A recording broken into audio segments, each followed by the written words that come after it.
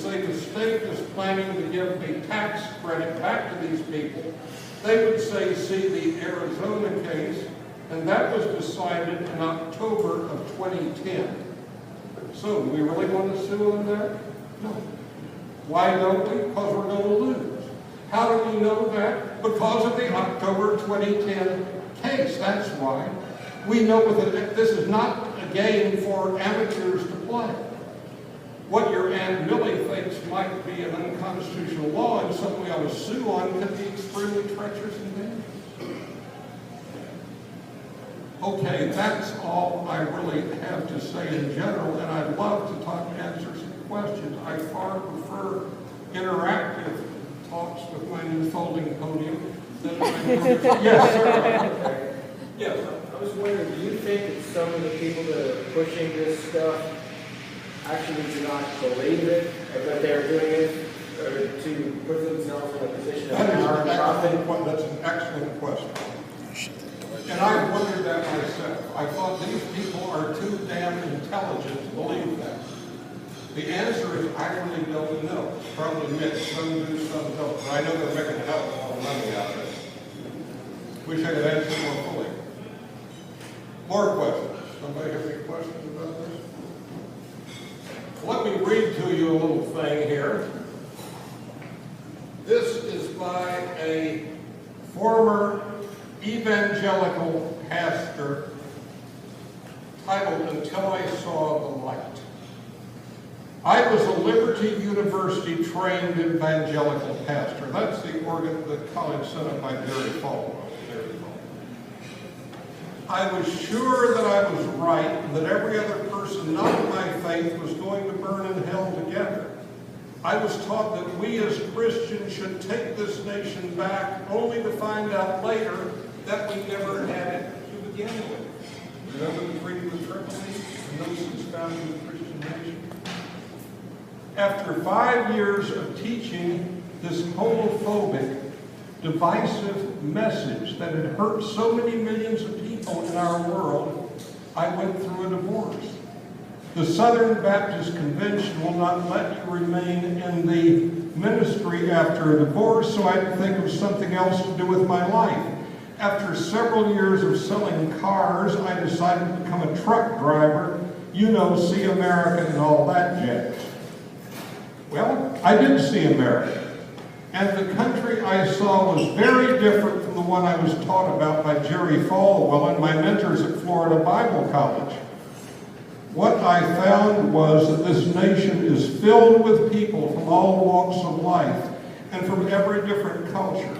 I met thousands of people from the beautiful forests of Washington State to the bayous of Louisiana. I found that these folks are not the wicked sinners I was taught about. They are just good-hearted Americans from all faiths and cultural backgrounds, trying to pay their bills, care for their families, and have a few good times with their friends and lovers. I began to notice a change in me as well. I started reading a lot of books that were not on the seminary reading list and listening to NPR as I was writing. They're trying to get rid of NPR. They don't want that. NPR, 10 hours a day. It was a great second education. I decided to return to Alabama and work to help all the people of my great state and protect them from the oppression I was once a part of propagating. I want you to know that the fundamentalist political movement is the beginning of a cultural revolution that will take our nation to a very dark place. You have to understand that this has been methodically planned and is being carried out with the utmost vigilance. In accordance with their worldview, my old friends do not in the least care what you think. They are against democracy. They are seeking to end the rule of the majority in our great country. They truly believe that if you have not been, quote, saved, end quote, you are living under a curse and are incapable of knowing what is best, and that because of this you should be ruled over. You should also know that they do not believe that even centuries-old Christian communities, Catholics, Anglicans, Greek Orthodox, etc., are saved. Only those who think like they do. You might be thinking the minority fundamentalist group of zealots can't really take over the direction of a society. Just look at Iran and the countless other places where people have allowed this to happen. Are you all really going to sit back and watch that happen? They will begin to attack all sources of accurate information. Public radio was first. Next will be museums, and then science books. Remember, Texas has taken Thomas Jefferson out of the history books of America, put in Martin Luther and the Pope and stuff like that. Just listen to them argue against the scientific facts about the peril our planet is facing. You know, if God's going to come in the rapture, why worry about, anything like that? Using up every bit of area of land on the planet. Because it does not fit in with their ideas. They represent a clear and present danger to our nation. If I told you that the Amish in Pennsylvania were running for public office in record numbers with the intention of outlawing electricity and forcing others to act, dress, and think like them, you would not believe it. Well, that is exactly what is happening in America. Only it is not the Amish that is the fundamentalists. It is not outlawing electricity.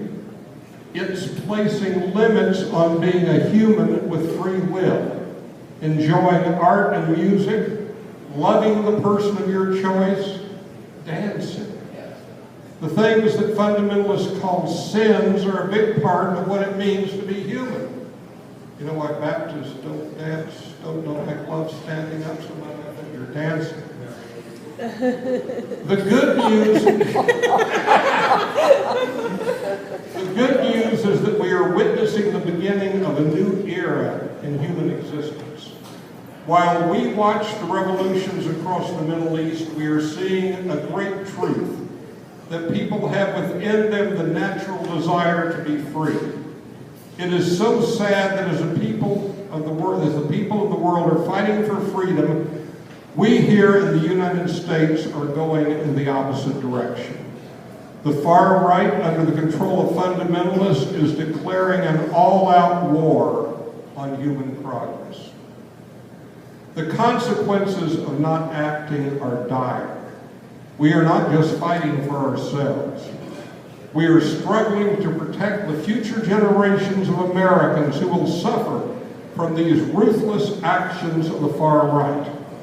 We are speaking out against the measures being taken against those in our community who can least afford to be marginalized. And that is some hope that someone would say that. And I saw a woman interviewed on a TV show a while back. They asked her, just almost sarcastically, well, do you think the sun sets in the east or the west? And she said, I don't keep up with those things. I mean, how long would it take for people to really believe the earth is flat? And that the idea that we're traveling along a 65,000 miles an hour rotation around the sun, well, that's nonsense. Ken Ham of Answers in Genesis teaches little children, if the teacher says this rock is 300,000 years old, to say, were you there? That's their mantra, were you there? Well, I went to one of their things once, and they let me ask a question before they realized who I was. And said, when the ark sailed, were you there? And they were ready for that. Okay. He said, no, I wasn't there, but there was one who was there, and he holds up his Bible with its little left page of its gold. And I said, oh, did God give you that? Written in English with gold? See, it doesn't hold up, does it? None of it holds up because it's all destructive nonsense. Well, I know you're depressed about this. I'm depressed about it too. It's not a happy situation, people.